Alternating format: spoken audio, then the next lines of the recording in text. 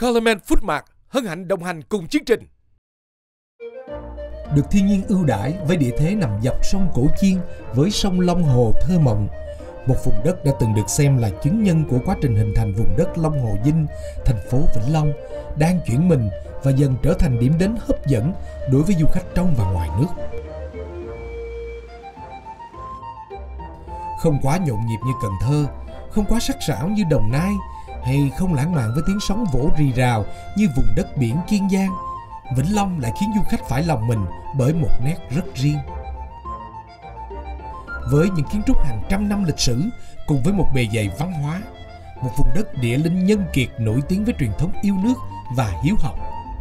Nơi đây khoác lên mình một tên gọi kiêu hãnh mà mọi người phải trầm trồ: đất học Vĩnh Long. Nơi đây còn là nơi giao thoa văn hóa của đồng bào Khmer, người Kinh và người Hoa, nên những nét chấm phá trên các kiến trúc còn lưu giữ mãi đến tận nay. Đến Vĩnh Long, ai cũng phải nhắc đến những công trình, di tích đã gắn bó với vùng đất này, mang lại nét văn hóa rất đặc trưng cho Vĩnh Long như Văn Thánh Miếu Vĩnh Long là một trong 3 văn thánh miếu được xây dựng đầu tiên ở Nam Bộ. 2 văn thánh miếu khác nằm ở thành phố Biên Hòa, tỉnh Đồng Nai và đất Gia Định xưa.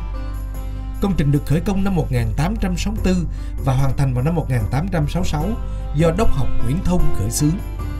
Và đây cũng là một nơi được xây dựng nên để khuyến khích các hoạt động văn hóa, đề cao các bậc tiền hiền và giáo dục lòng yêu nước. Sau hàng trăm năm hình thành và phát triển, chùa Tiên Châu được công nhận là di tích lịch sử văn hóa cấp quốc gia. Với mái ngói rêu phong, cổ thụ vững chãi như hộ pháp trước cổng, các hành lang lặng lẽ và kho tàng dân gian về bãi tắm của những nàng tiên, những bậc chân tu, dòng chảy thời gian dâu bể không ngừng. Cổ tự ấy ngự trên cù lao An Bình, nhìn qua sông Cổ Chiên hướng về nội ô thành phố Vĩnh Long xinh đẹp. Cổ tự Tiên Châu có dữ liệu trong chính sử và được xem là ngôi chùa cổ nhất của Vĩnh Long ngày nay. Đó cũng được ví như báu vật của nhân gian mà ai đã ghé qua hãy dừng lại chiêm bái chốn thiên ấy để lắng lòng nghe thông điệp tâm linh lịch sử của dòng chảy thời gian. Nằm trên quốc lộ 1 bắc qua sông Tiền, nối liền 2 tỉnh Tiền Giang và Vĩnh Long, cầu Mỹ Thuận tựa như một chiếc thang lớn bắc ngang trời. Những chiếc xe băng băng qua cầu đưa du khách gần xa đến miền Tây thân yêu. Cầu Mỹ Thuận Vĩnh Long tựa như một sợi dây gắn kết, không chỉ về kinh tế mà đó còn là văn hóa, nếp sống và cả những tình cảm thân thương. Ngày nay cây cầu còn là một trong những điểm tham quan miền Tây nổi bật. Cầu Mỹ Thuận, cầu nối những nẻo đường, nối cả lòng người chứa chan cảm xúc.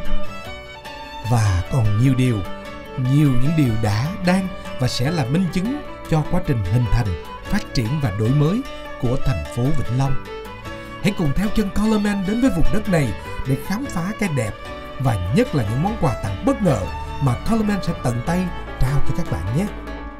Kính thưa quý vị khán giả, Coleman đang có mặt tại tiệm Shop 159 18B đường Nguyễn Thái Học, thành phố Vĩnh Long. Đáng lẽ ra giờ này mình phải có mặt ở tại ngoài công viên sông Tiền, quảng trường thành phố Vĩnh Long, nhưng mà kính thưa quý vị các bạn là đói bụng quá, sợ quay lát nữa quay 2 tiếng đuối gì cũng nổi, cho nên là ban biên tập cũng rất là rộng rãi và hào phóng cho phép mình được đi ăn một chén súp. Giờ mình đang tìm đến một cái quán súp tuổi thơ của thế hệ 8X và 9X. Đây là quán súp 159. Dạ, rồi cho con một tô nào mà đặc trưng con. Ăn nhanh cái con chạy luôn. Ăn nhanh chạy luôn, con ăn lại. Đây cái quán này cái là bán trong nhà nha. Dạ. Chắc mấy chục năm rồi hả cô? Mấy chục năm nữa hai. Chắc mấy chục năm rồi đấy, ở đây có hiểu. Cái cẩm bắp thảo ly xăm này, cái rồi cho em một chén súp phổ thông. Rồi có ai bạn nào muốn tranh thủ ăn thì cứ ăn nha. Ăn vô nhà giùm đi con.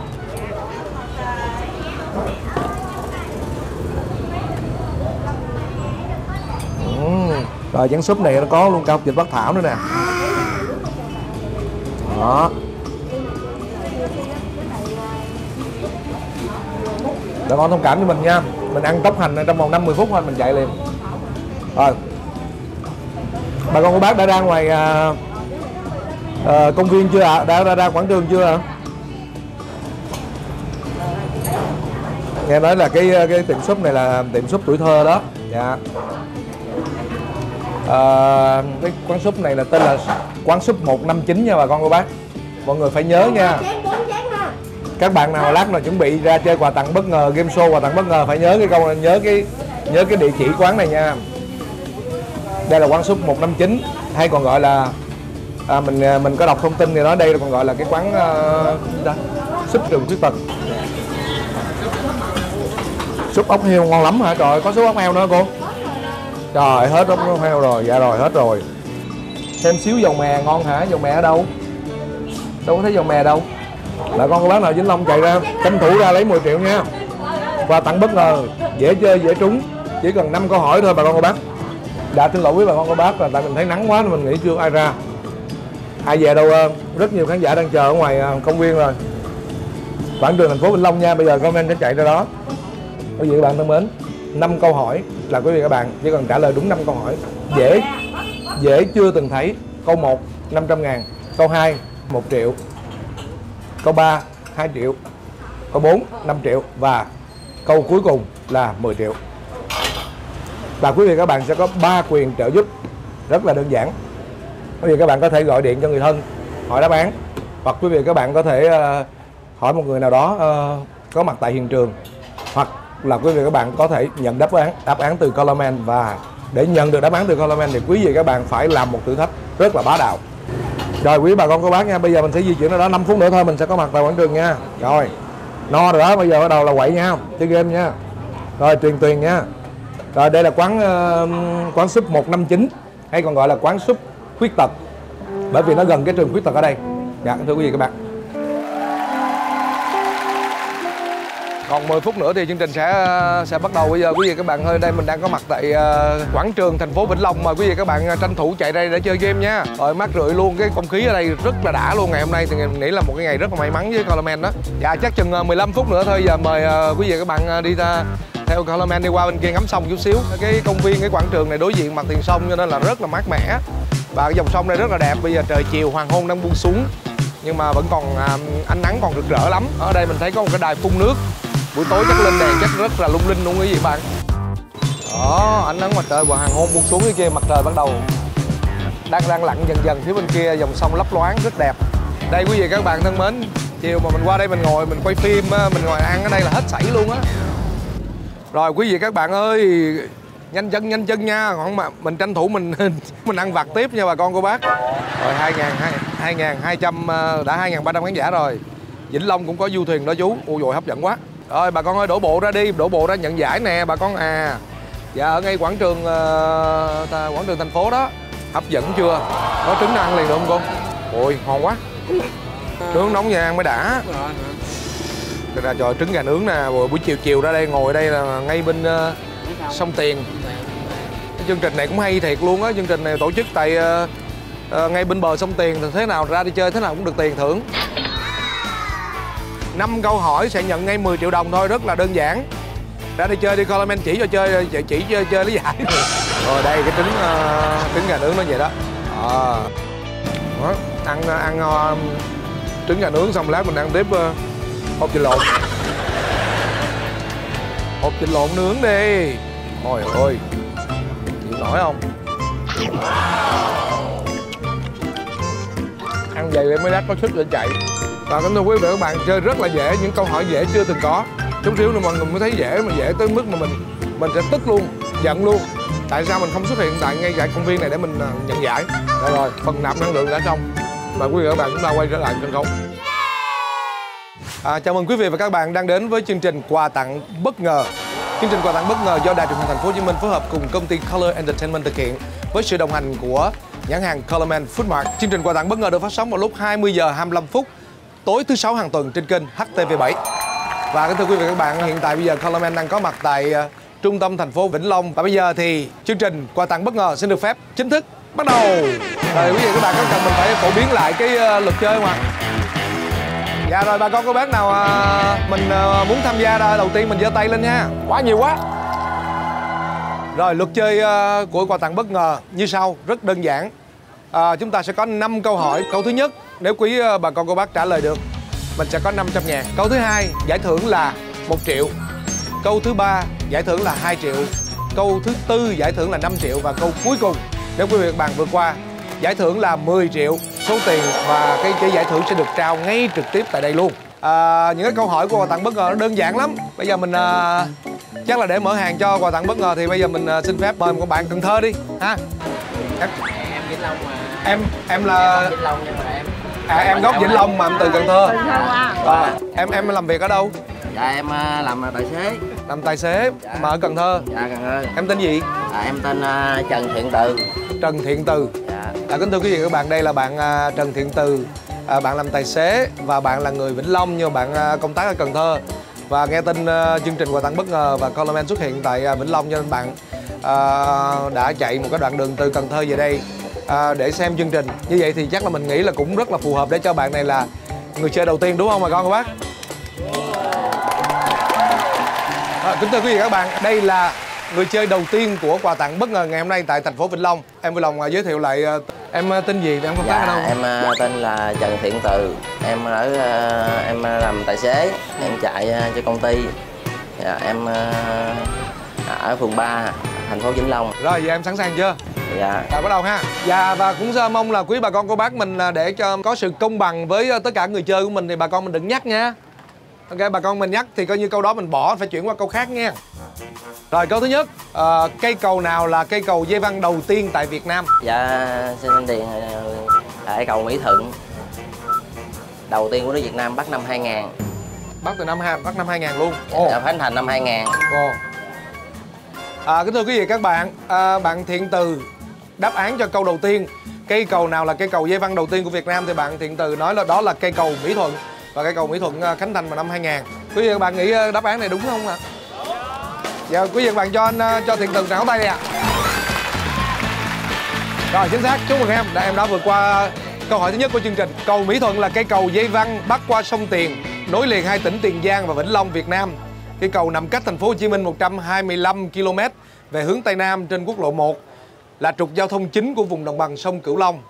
Cầu Mỹ Thuận là cầu dây văng và cầu bắc qua sông Mekong đầu tiên ở Việt Nam. Như vậy thì em có tiếp tục đi tiếp hay là mình dừng lại để bảo toàn 500.000 đi về? Dạ, tiếp anh. Đi tiếp hả? Dạ, tiếp. Rồi, câu thứ hai cũng chẳng có gì là khó hết. Ở Hà Nội thì có bưởi diễn là đặc sản. Ở Đồng Nai thì có bưởi Tân Triều. Vậy ở Vĩnh Long mình có loại bưởi nào là đặc sản không? Dạ, ở Vĩnh Long mình là dễ quá, ai qua dễ. Bưởi Năm Roi. Chắc chắn chưa? Dạ, đề nghị bà con mình không có không tác động người chơi nha. Dạ, bưởi Năm Roi nè. Bưởi Năm Roi hả? Dạ. Chắc chắn không? Dạ. Đúng không bà con? Quá dễ luôn đúng không quý vị các bạn thân mến? 2 câu là có 1 triệu đồng rồi. Rồi, chúc mừng em. Dạ, đúng như vậy. Đáp án tính là bưởi Năm Roi. Ở Vĩnh Long mình bưởi Năm Roi là một cái đặc sản trái cây của tỉnh nhà mình, có vỏ xanh với vị ngọt và chua thanh rất riêng, không giống với các loại bưởi khác. Dạ, bưởi Năm Roi ngon lắm. Rồi bây giờ em tiếp tục hay là em dừng lại? Dạ, tiếp tục. Thấy dễ quá, làm tiếp nha. Rồi, bây giờ chúng ta sẽ bước sang câu hỏi thứ 3. Và nếu như bạn Thiện Từ vượt qua câu thứ 3 này thì bạn sẽ nhận được giải thưởng là 2 triệu đồng. Câu hỏi thứ 3 thì cũng không có gì phức tạp luôn, nó cũng liên quan đến địa phương nhà mình, đó là tỉnh Vĩnh Long. Câu hỏi như sau: tỉnh Vĩnh Long có diện tích tự nhiên đứng thứ mấy trong số 13 tỉnh của vùng Tây Nam Bộ? Vĩnh Long là gì? Tỉnh Vĩnh Long có diện tích tự nhiên đứng thứ mấy trong số 13 tỉnh thành ở vùng Tây Nam Bộ?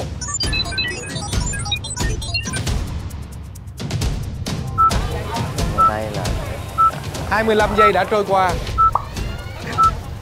có ai chơi giúp hơn á? Anh biết anh không? Biết không?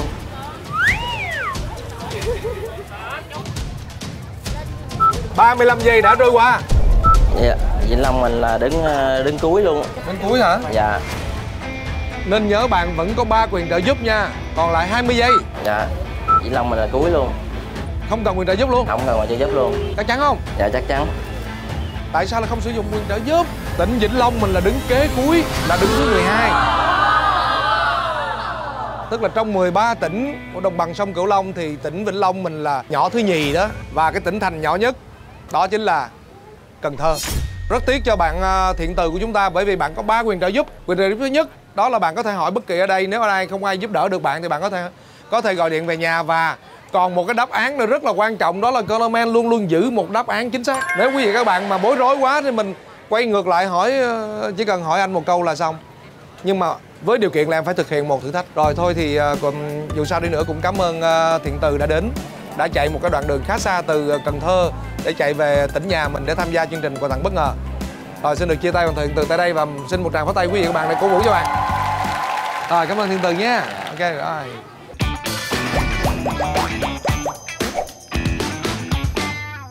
Quý vị các bạn thân mến, bây giờ thì chúng ta sẽ tiếp tục với lại một thí sinh kế tiếp. Cô bé áo đen. Hồi nãy cánh bên này rồi phải không? Bây giờ mình qua cánh bên này. Con thấy dễ chơi không? Dễ không? Dạ cũng khó. Cũng khó hả? Con tên gì? Con tên là Bùi Thị Tuyết Trinh. Con tên là Bùi Thị Tuyết Trinh hả? Dạ. Sao chú nghe tên con quen quen á, giống như là chú con hay trên livestream của chú lắm đó phải không? Dạ không. Không phải hả? Dạ. Con còn đi học hay đi làm rồi? Dạ con đang học ở Đại học Sư phạm Kỹ thuật Vĩnh Long. Học ở Đại học Sư phạm Kỹ thuật Vĩnh Long. Dạ. Ở gần đây không? Dạ cũng gần. Bạn Tuyết Trinh hả? Dạ. Rồi thôi mời con bước vô. Dạ. Kính thưa quý vị các bạn, bây giờ thì chúng ta đã tạm chia tay. Người chơi đầu tiên đó là anh Thiện Từ. Rất tiếc cho anh bởi vì anh đã đi một quãng đường từ Cần Thơ về tới Vĩnh Long, và vì hai cái câu đầu nó quá đơn giản cho nên anh hơi chủ quan một chút xíu và anh đã vội vàng đưa đáp án cho câu thứ 3 mà quên sử dụng 3 quyền trợ giúp của mình. Rất tiếc, và hy vọng rằng người chơi thứ hai chúng ta cũng sẽ rút kinh nghiệm từ người chơi thứ nhất, đúng không? Dạ. Rồi một lần nữa thì mời bạn giới thiệu con giới thiệu tên của con đi, rồi con công tác ở đâu hay còn đi học hay làm để cho tất cả quý khán giả được biết. Dạ con tên là Bùi Thị Tuyết Trinh, hiện con đang học ở Đại học Sư phạm và Kỹ thuật Vĩnh Long. Ghê quá, thấy ứng cử viên này có vẻ nặng ký rồi nha. Rồi con sẵn sàng chưa? Dạ rồi ạ. Rồi ok, bắt đầu chúng ta sẽ bước qua một câu hỏi mới. Câu hỏi thứ nhất dành cho bạn Tuyết Trinh. Câu hỏi này rất đơn giản. Chúng ta đang đứng ngay trung tâm của quảng trường thành phố Vĩnh Long, công viên gần quảng trường thành phố Vĩnh Long. Tên gì? 60 giây bắt đầu. Câu đầu tiên được sử dụng quyền trợ giúp không vậy chú? Được. Dạ vậy cho con hỏi người ở đây được không? Ngay câu hỏi đầu tiên rất đơn giản và bạn Tuyết Trinh đã cần phải sử dụng đến một quyền trợ giúp rồi đúng không? Thôi dạ dạ con không trợ giúp nữa được không? Con nhớ ra chú tự dưng con nhớ. Rồi sẵn sàng chưa? Dạ rồi. Sắp hết giờ đó, chúng ta chỉ có 60 giây thôi. Dạ là công viên Sông Tiền. Ở đây đúng mà con? Dạ. Rồi chúc mừng con đã vượt qua câu hỏi thứ nhất. Trời đất ơi, dễ vậy. Rồi 500.000. Rồi bây giờ chúng ta sẽ bước sang câu hỏi thứ hai. Vĩnh Long mình nổi tiếng với đặc sản là bún quậy, bún đũa. Đúng hay sai? Dạ con xin trả lời là sai. Vậy thì con có biết là bún đũa hay bún quậy là đặc sản của vùng nào không? Dạ không, lần đầu tiên con nghe. Câu trả lời của bạn Tuyết Trinh rất là chính xác. Vĩnh Long mình không có đặc sản nào là bún đũa hay bún quậy hết. Rồi xin chúc mừng con đã vượt qua câu 2 của chương trình. 1 triệu đồng. Con đi tiếp hay là dừng lại? Dạ con đi tiếp. Dễ quá mà đúng không? Dạ. Câu thứ 3. Đây là bạn con hả? Dạ đúng rồi. Đúng không? Rồi, tụi con sẵn sàng trợ giúp chưa? Rồi, như vậy là Tuyết Trinh đã đi qua 2 vòng rồi mà chưa sử dụng quyền trợ giúp nào hết. Rồi, câu thứ 3. Rồi, nó cũng liên quan đến một cây cầu ở tại địa phương mình. Cầu Mỹ Thuận được khởi công vào năm nào? Hình như hồi nãy chú mới trả lời mà không nhớ. Chú cho con sử dụng trợ giúp nha chú. Được thôi, đó quyền của con mà. Dạ. Con trợ giúp bạn này. Không được search Google, không được search Google. Không được search Google. Rồi, con đây là bạn con sẽ trợ giúp con đúng không? Dạ đúng rồi. Chú đọc lại với con. Cầu Mỹ Thuận được khởi công vào năm nào?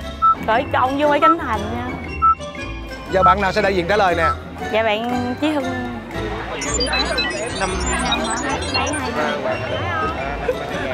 Chắc ơn. Các bạn thân mến, là các bạn này rất nhanh móc điện thoại ra tính Google liền. Mình đó. Dạ kính thưa quý vị các bạn, chúng ta không có được Google nha. Trời ơi. Nếu còn 1997 á, khởi công năm nào? 3 năm rồi. Chắc rồi. 1997. Dạ. Chắc chắn chưa? Chắc nha. Rồi đã hết thời gian. 60 giây đã trôi qua. Bạn Tuyết Trinh đã nhờ một quyền trợ giúp, đó là một người bạn của Tuyết Trinh, và cũng không biết là lý do tại sao mà bạn của Tuyết Trinh lại đưa ra một cái đáp án là Khánh Thành là năm 2000, vậy thì trừ lại 3 năm là còn năm 1997. Chắc chắn chưa con? Chắc. Chắc. Vậy con tin tưởng bạn con sẽ trả lời là 1997. Rồi, 1997 là đáp án cuối cùng con đúng không? Dạ đúng rồi ạ. Dạ. Rồi quý vị các bạn đứng bên ngoài nãy giờ mình có search Google chưa ạ? Chưa hả? Vậy thì 1997 có đúng là cái năm mà cầu Mỹ Thuận của chúng ta được khởi công ạ? Không biết. Dạ. Kính thưa quý khán giả, là trước cái game show quà tặng bất ngờ này mình cũng không biết luôn, mình không nhớ nổi. Thật ra là đất nước chúng ta có rất nhiều cây cầu, và đặc biệt ở đồng bằng sông Cửu Long mình cũng có rất nhiều cây cầu đẹp, trong đó có cái cây cầu Mỹ Thuận của mình. Và cầu Mỹ Thuận nối liền hai tỉnh Tiền Giang và Vĩnh Long được khởi công xây dựng vào ngày 6 tháng 7 năm 1997. Đúng như vậy.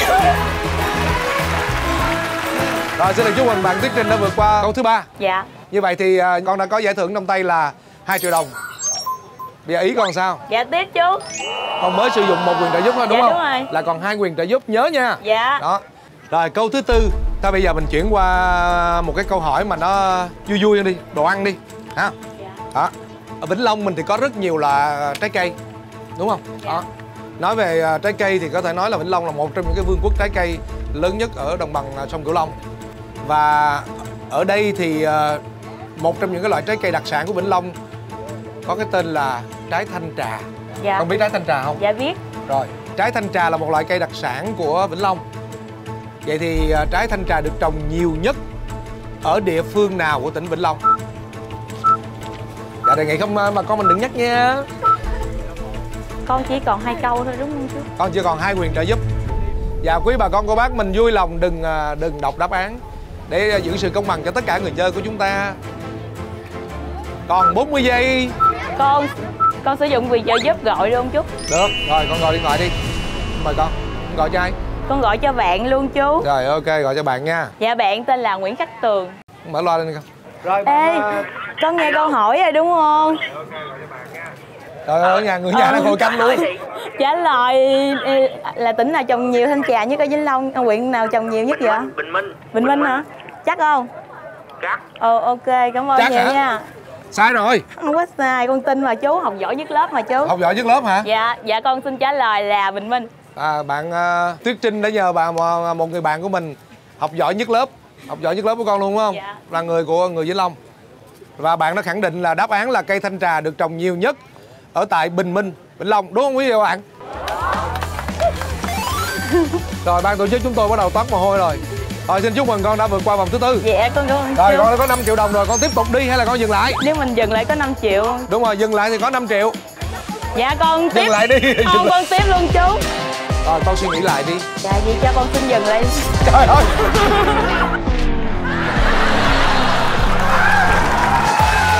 Không có chính kiến gì hết. Dừng lại được rồi chú. Rồi, vậy là con quyết định ra về đúng không? Dạ đúng rồi Bảo ạ. toàn lực lượng để về chia với các bạn. Dạ đúng rồi. Dạ, kính thưa quý vị các bạn, con Anh nhận thấy rằng bạn Tuyết Trinh đã có một sự tính toán rất là kỹ lưỡng từ trước khi tham gia chương trình. Là bạn ra đây xong rồi một số bạn của bạn đứng bên kia để trợ giúp quyền thứ nhất. Cái quyền thứ hai là các bạn là một bạn ở nhà đang chờ sẵn, đang coi chương trình livestream. Dạ, đề nghị mình có lẽ là mình phải tắt livestream luôn đi bà con cô. Rồi, Dạ. thôi thì bạn Tuyết Trinh xin dừng cuộc chơi ở tại vòng ở câu thứ 4. Chúc mừng Tuyết Trinh đã có 5 triệu để về trang trải thêm việc học hành của con ha. Dạ, Rồi, cảm ơn chúc con học thật giỏi để sau này là làm việc thật là thành công, để kiếm thật nhiều tiền để phụ giúp cho ba mẹ, cho gia đình. Dạ, nha. cảm ơn chú Rồi, nhiều. chào con.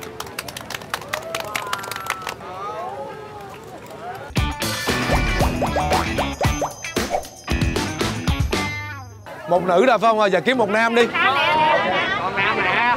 Con Nam là chú. Con Nam là chú ơi. Con là chú. Con hả? Rồi thôi mời con vô đi, con mặc áo đẹp quá. Chào mừng quý vị và các bạn quay trở lại với chương trình quà tặng bất ngờ. Kính thưa quý vị và các bạn, chúng ta đã vừa chứng kiến người chơi thứ hai, đó là bạn Tuyết Trinh đã ra về với giải thưởng 5 triệu đồng. 4 câu hỏi rất là đơn giản của quà tặng bất ngờ. Và bây giờ thì mời quý vị và các bạn chúng ta sẽ đến với người chơi thứ ba, một anh bạn trẻ mặc áo hồng rất đẹp. Hồng Nam Tính. Đúng rồi, hồng nam tính, chú rất là thích. Con mua áo ở đâu con? Dạ, người yêu tặng. Người yêu tặng hả con? Dạ. Nói đùa thôi, bây giờ con vui lòng giới thiệu tên tuổi rồi nơi công tác của con, coi con đi học ở đâu hay con đang đi làm ở đâu rồi. Em xin tự giới thiệu, em tên là Phan Văn Khải. Em sinh năm 2005 và em đến từ Long Hồ của Vĩnh Long, là một huyện. Thưa quý vị và các bạn, chúng ta hãy cho một tràng pháo tay dành cho bạn người chơi thứ ba của chúng ta, đến từ huyện Long Hồ. Rồi, vậy thì bây giờ chú sẽ bắt đầu với con câu đầu tiên có liên quan đến huyện Long Hồ. Vĩnh Long mình còn được mệnh danh đó là Vương quốc đỏ. Vì sao có tên là Vương quốc đỏ? Bởi vì ở đây có những cái làng nghề rất là đặc biệt và có những cái sản phẩm rất là đặc trưng của vùng đất Vĩnh Long mình.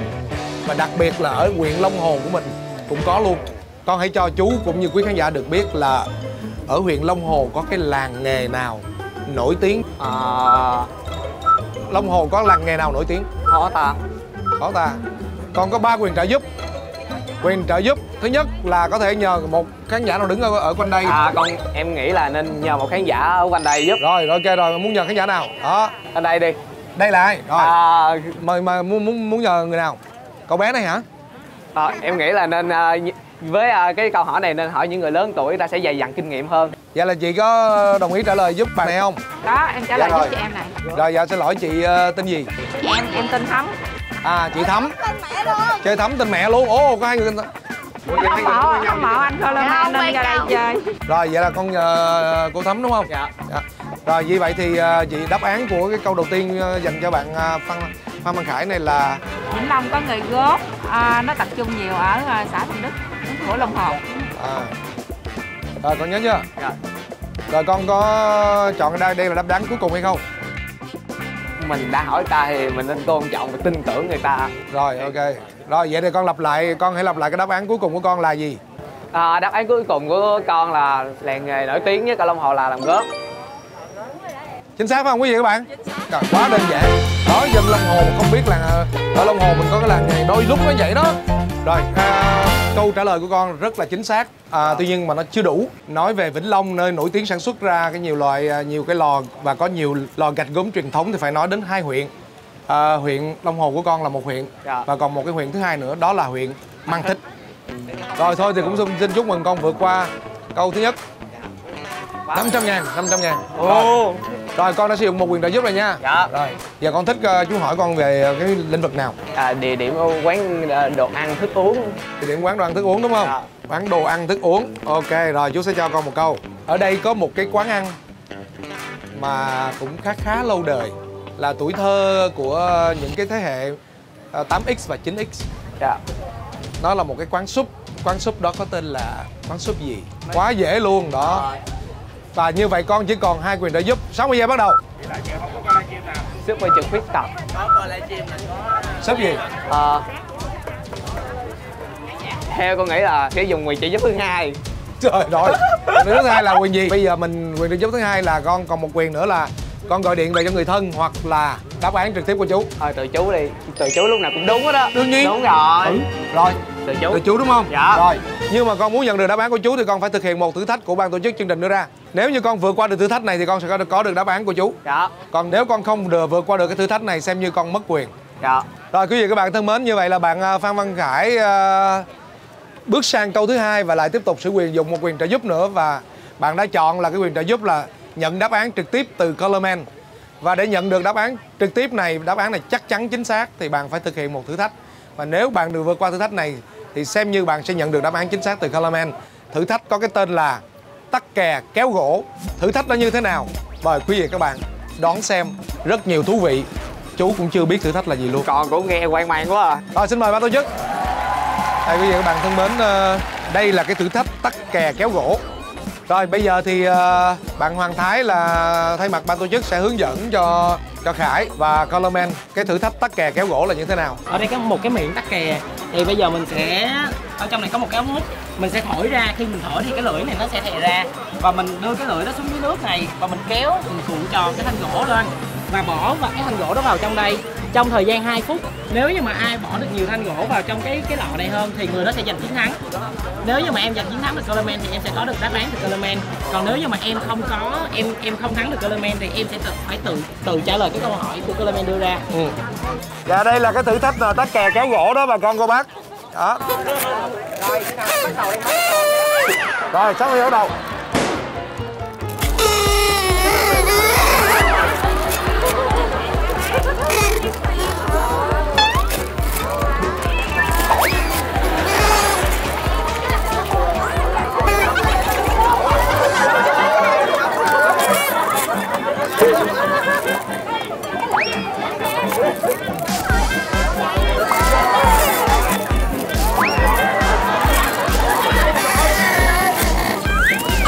Không có thời gian đi.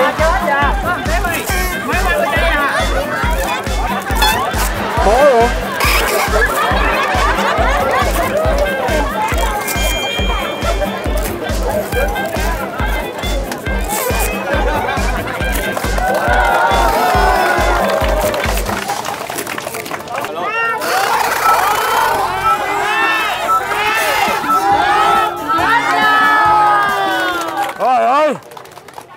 Ê, mệt quá.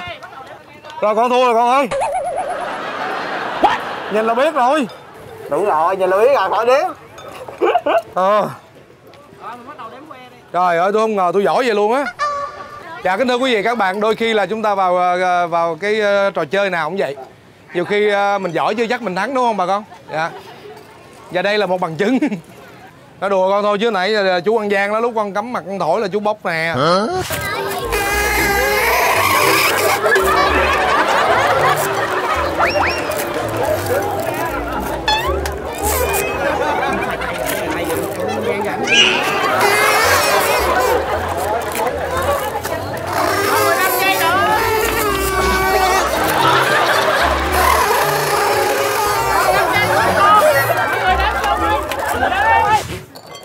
Trời ơi, làm gì làm phải để ý đối thủ chứ con lon thổi mình. Trời ơi, tại vì mình chơi là phải fair play, chú hiểu không? Không có nên chơi fair play khó thắng lắm. Rồi ok, như vậy là con sẽ nhận được một đáp án chính xác ở câu thứ hai này. Con nghĩ là súp ở trường khuyết tật á, không biết đúng chính xác. Đúng luôn hả? Không biết vậy sao con sử dụng chi nữa? Tại con súp khuyết tật. Kính thưa quý vị các bạn, con không biết ở đây có một cái quán súp súp ở đường Nguyễn Thái Học, có một quán súp nho nhỏ gọi là súp trường khuyết tật. Con không biết cái tên tại vì nó ở kế trường khuyết tật. Rồi. Không biết chỗ à. Thôi xem như là con đã vượt qua câu hỏi thứ hai. Dạ. 1 triệu đồng. Dạ. Đi tiếp không? Lại giờ cũng trải rồi, đây hẹn bạn. Dạ hả? Rồi ok con. Rồi thôi, cảm ơn Phan Khải đã đến tham gia với chương trình, rất là vui ha. Rồi cảm ơn con. Rồi chúc mừng con đã với giải thưởng 1 triệu đồng, 2 câu hỏi mà toàn sử dụng quyền trợ giúp không à. Vậy mới có tiền ăn sáng chú.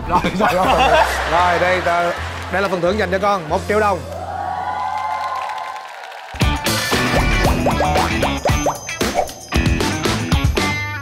Rồi quý vị các bạn thân mến, như vậy là chúng ta đã có 3 người chơi và bây giờ chúng ta bước đến bắt đầu tiếp tục tìm kiếm người chơi thứ tư. Rồi một bạn nam thôi, mời bạn nữ đi ha. Rồi ok. Rồi mời em. Em tên gì? Dạ em tên Hương. Em công tác ở đâu? Dạ em hiện đang làm giáo viên. Đang làm giáo viên rồi. Rồi xin mời em đi vòng này vô. Rồi ok. Rồi chào mừng người chơi thứ tư đến với chương trình quà tặng bất ngờ tại Vĩnh Long.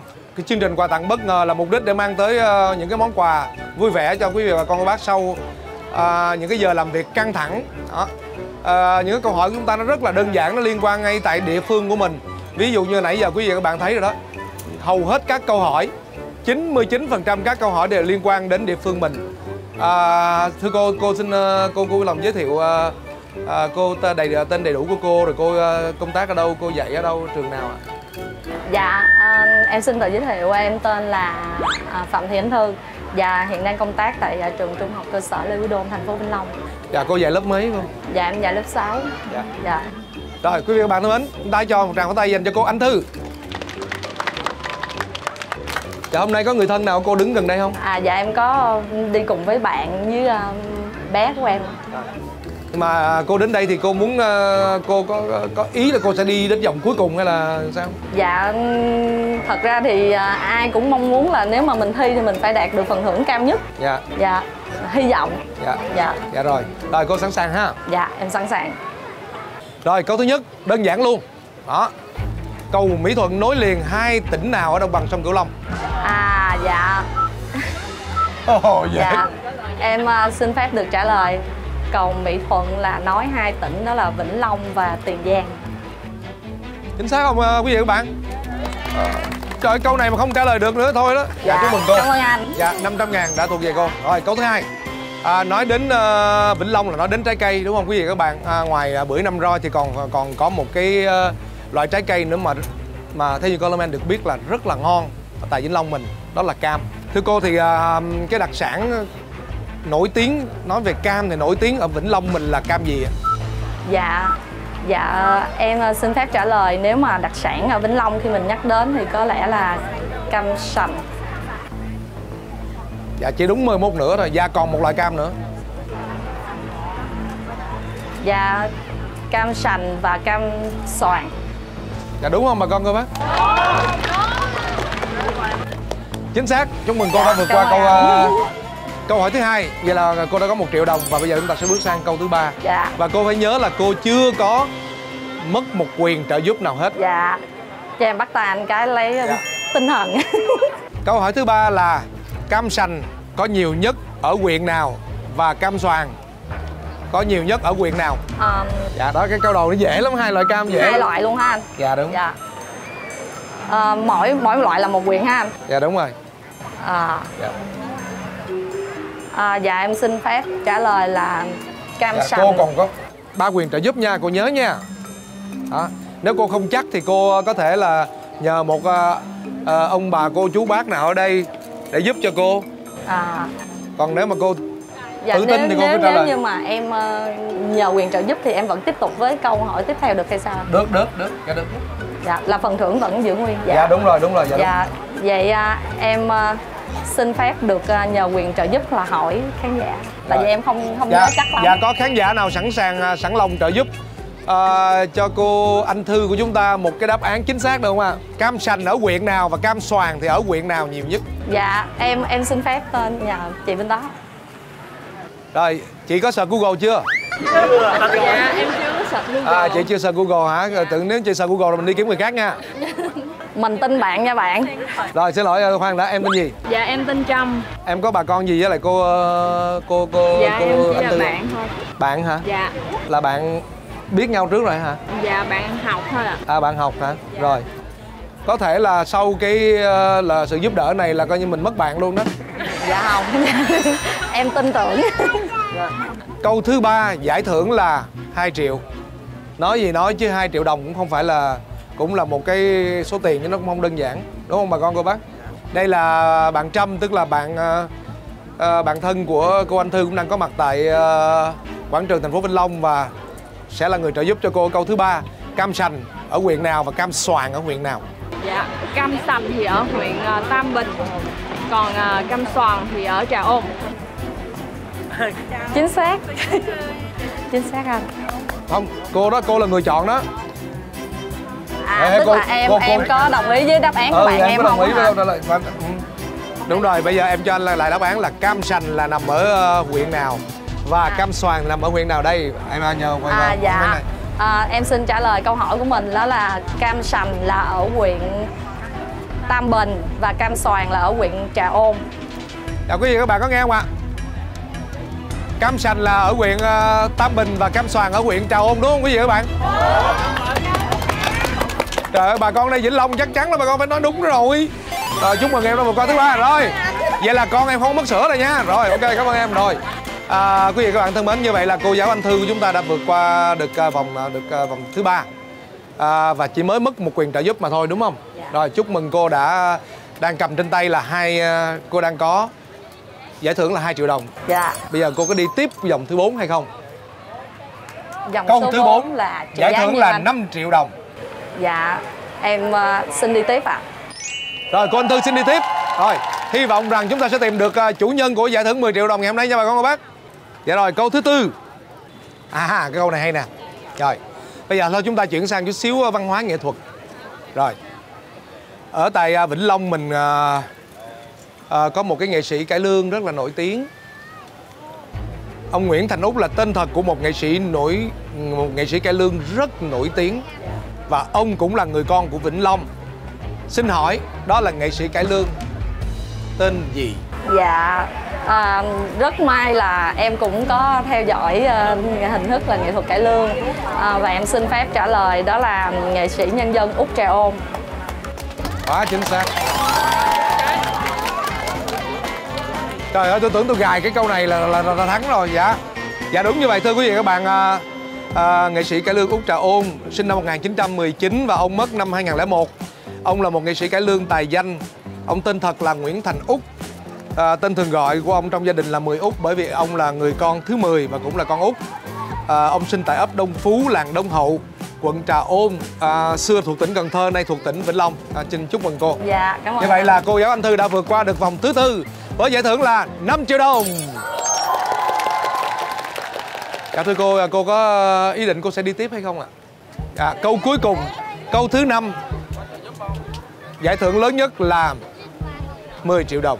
Dạ. Nhưng mà cũng xin báo với cô là câu này Ở cái câu thứ 5 này thì cô sẽ không nhận được một quyền trợ giúp nào nữa, bởi vì đây là cái câu này giải thưởng lớn nhất và vì cô đã sử dụng quyền trợ giúp trước đó. Chính vì vậy cho nên ở câu thứ 5 này cô sẽ không nhận được một quyền trợ giúp nào nữa hết. Và cô quyết định đi tiếp không? Dạ, thật ra đến đây mục đích là vui là chính, nhưng mà kiếm tiền mua sữa cho con nó tới 10 lần. Cho nên là em xin phép được dừng tại đây. Dạ. Dạ rồi, thôi cảm ơn cô giáo Anh Thư. Cái game show quà tặng bất ngờ nên mục đích là vui. Dạ. Vui rồi có rồi niềm vui đang mang đến cho bà con cô bác một niềm vui bất ngờ, rồi quà tặng bất ngờ thôi. Thì nào tự tin lắm mình mới đi tiếp, đúng không cô? Dạ. Đó. Và quý vị các bạn thân mến, nếu như quý vị các bạn trong 5 câu quý vị các bạn không sử dụng một quyền trợ giúp nào thì ở câu thứ 5 quý vị và các bạn vẫn được tiếp tục có một quyền trợ giúp. Đó. Và quyền trợ giúp đó chắc ăn nhất là lấy đáp án từ comment là thắng chắc. Thôi xin chúc mừng cô Anh Thư đã đến với chương trình. Dạ, cảm ơn cô rất nhiều. Cảm ơn sự trợ giúp của mọi người. Dạ. Rồi, như vậy là sau phần tham gia của 4 người chơi của chúng ta thì ngày hôm nay thì đã có 2 người chơi chúng ta đạt cái đã vượt qua tới vòng thứ 4 với giải thưởng là 5 triệu đồng. Và bây giờ thì chắc có lẽ là Coleman sẽ xin được tiếp tục với một thí sinh cuối cùng. Và cũng mong rằng là sẽ tìm được thí sinh một người chơi cuối cùng với giải thưởng cao nhất.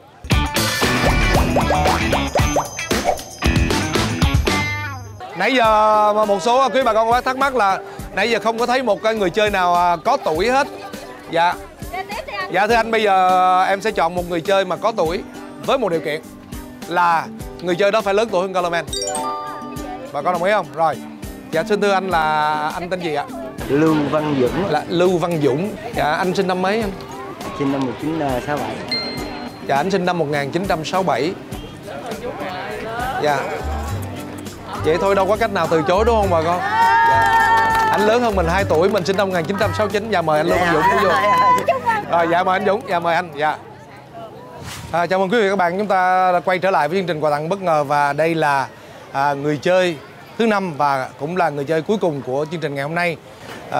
Dạ thưa anh vui lòng giới thiệu tên tuổi đầy đủ, nghề nghiệp của anh để cho tất cả quý khán giả chúng ta được biết ạ.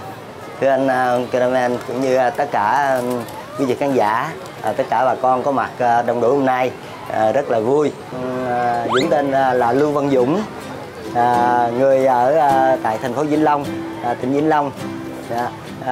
Mình thì làm bên du lịch, vui chơi giải trí.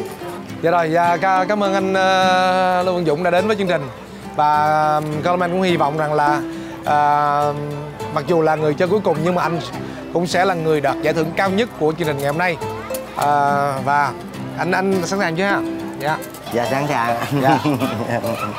Cũng mong tất cả bà con ở đây ha, tất cả các chị như các em, các cháu, cũng không quên các cô chú ha, ủng hộ.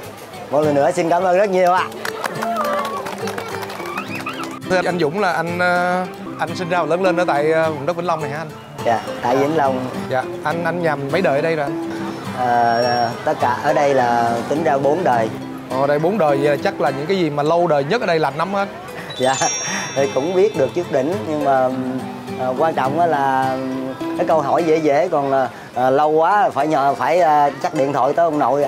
Rồi vậy bây giờ xin mời anh bắt đầu bước vào câu đầu tiên của chương trình ha. Anh đã nắm được cái luật chơi của chương trình với anh. Dạ, có 5 câu ha. Là anh có thể là dừng ở bất kỳ câu nào nếu anh cảm thấy mà anh không muốn đi tiếp. Nhưng mà anh có 3 quyền trợ giúp, cái này quan trọng nè. Là 3 quyền trợ giúp này anh có thể nhờ bà con cô bác đứng đây là quyền thứ nhất. Cái thứ hai là anh có thể điện thoại về cho một người thân nào đó trong gia đình.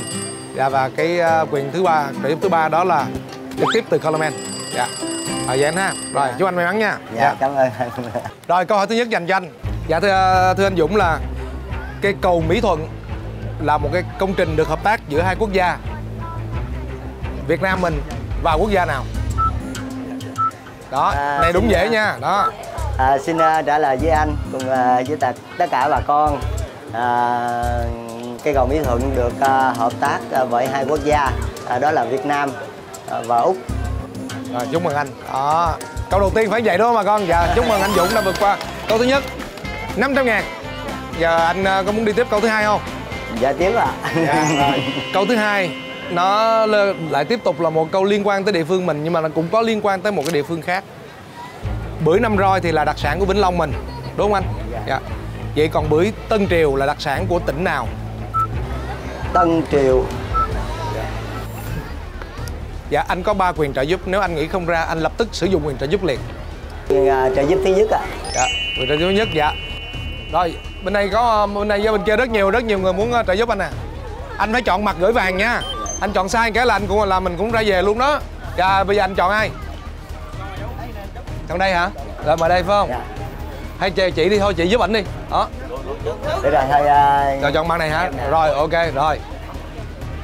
Rồi, đáp án của con là gì? Bưởi Tân Triều là của Đồng Nai.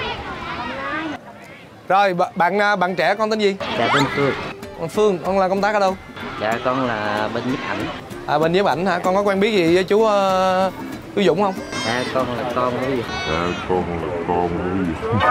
Trời ơi, con là con của chú Dũng. Trời ơi. Rồi, đây là con trai của anh Dũng này bà con bác ơi, đây đó. Đây là anh là Lưu Văn Dũng, còn đây là con là Lưu Duy Phương ạ. Dạ. Lưu Duy Phương, bạn Lưu Duy Phương là con trai của anh Dũng.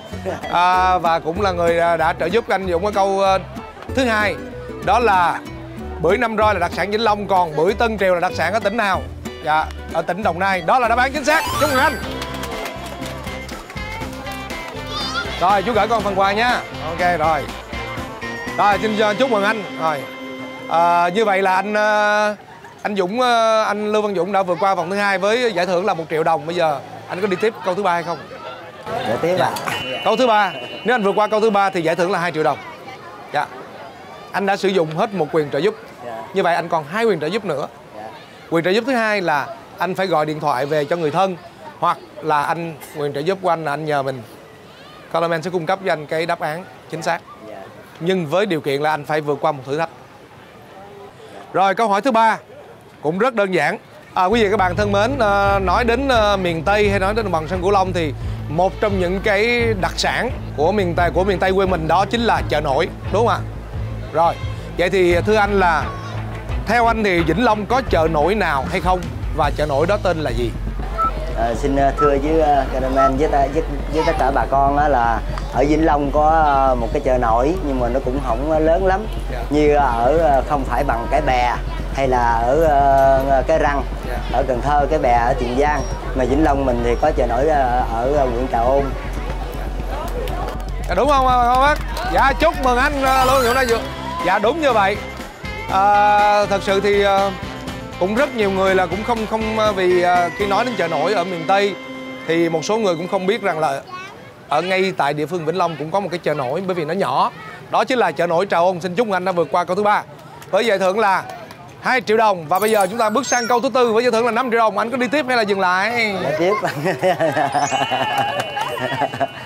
Tiếp cho nó mạnh chút xíu. Dạ, quý bà con cô bác. Wash me in the water, cleanse me in the mercy of your love. Rồi bà con bác cho anh Dũng tràng pháo tay để anh Dũng mạnh dạn đi tiếp. Câu thứ 4 nha. Dạ rồi, câu thứ 4 ở Vĩnh Long này thì anh ở thành phố Vĩnh Long đúng không anh? Dạ, thành phố Vĩnh Long. Vậy là câu hỏi này dành cho anh là chính xác. Ở Vĩnh Long thì có rất nhiều quán ăn ngon, quán ăn nổi tiếng. Quán cơm nha, mình nói quán cơm. Và ở ngay bên hông của cái quảng trường này có một cái quán cơm rất nổi tiếng và rất lâu đời. Quán cơm đó tên gì? Dạ không, đã hết quyền trợ giúp rồi. Không. Dạ. Cái quán cơm trời ơi không gì. Anh còn 2 quyền trợ giúp nha. Anh 2 quyền trợ... Dạ không, quyền trợ giúp hỏi bà con xung quanh là đã hết rồi. Dạ bây giờ là để nhớ Thiên. Anh còn 2 quyền trợ giúp, anh đừng vội trả lời. Xin trả lời cùng với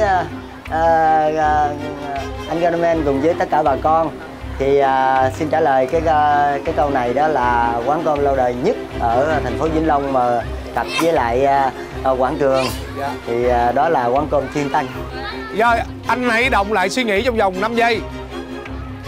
Và sau đó anh quyết định nha, còn không thì anh nhờ quyền trợ giúp nha. Đừng nghe ai hết.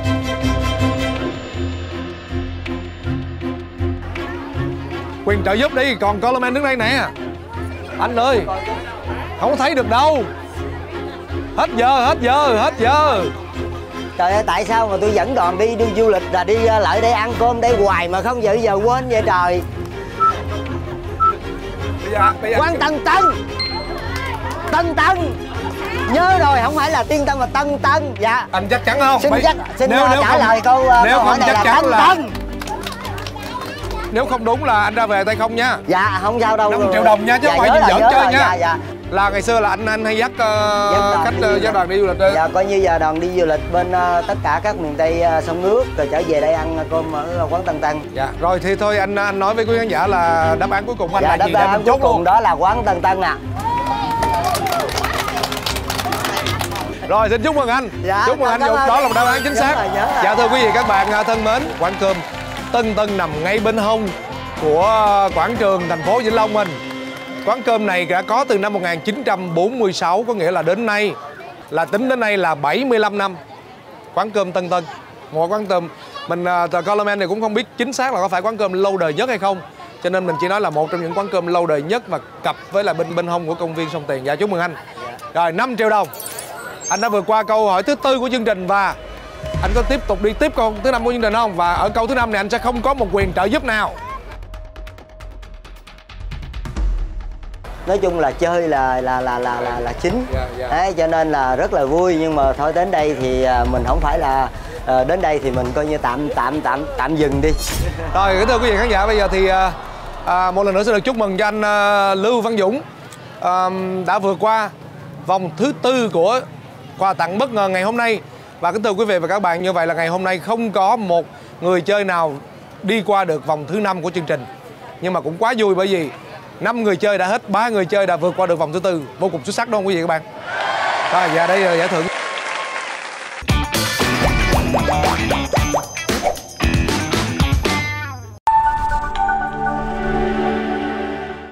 Tôi sợ mất 5 triệu mà tôi chạy quá trời khỏi đất luôn á.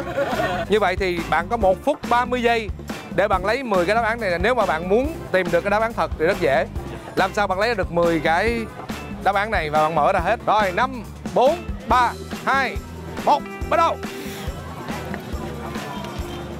Chú đếm được 9 món của con. Rồi đếm 1, 2, 3, 4, 5, 6, 7, 8, 9, 10, 11, 12, 13 món. Rồi bây giờ thì bạn này sẽ được một cơ hội nữa là được thử thách. Được một thử thách nữa để lấy cái đáp án.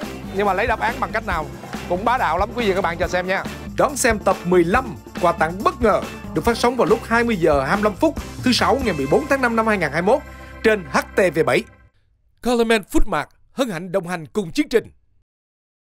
Kính thưa quý vị các bạn, như vậy là anh Lưu Văn Dũng đã khép lại chương trình quà tặng bất ngờ ngày hôm nay. Và kính thưa quý vị các bạn, ngày hôm nay chúng ta có 5 người chơi tất cả, nhưng mà không khí rất là sôi động ở ngay tại quảng trường của thành phố Vĩnh Long với sự ủng hộ của rất đông đảo bà con cô bác quý khán giả ở đây. 5 người chơi và đã có 3 người đã vượt qua vòng thứ 4 của chương trình. Kính thưa quý vị các bạn, chương trình quà tặng bất ngờ do Đài Truyền hình Thành phố Hồ Chí Minh phối hợp cùng công ty Color Entertainment thực hiện với sự đồng hành của nhãn hàng Colorman Food Mart. Chương trình quà tặng bất ngờ được phát sóng vào lúc 20 giờ 25 phút tối thứ 6 hàng tuần trên HTV7. Đến đây thì Colorman xin chào tạm biệt quý vị và các bạn. Một lần nữa xin được gửi lời cảm ơn đến tất cả quý khán giả đang xem chương trình qua màn ảnh nhỏ, cũng như tất cả quý khán giả bà con cô bác Vĩnh Long đã đến đây. Cảm ơn quý bà con cô bác đã dành tình cảm cho chương trình quà tặng bất ngờ cũng như dành cho Colorman. Và xin hẹn gặp lại quý vị và các bạn trong chương trình kế tiếp. Xin chào tạm biệt.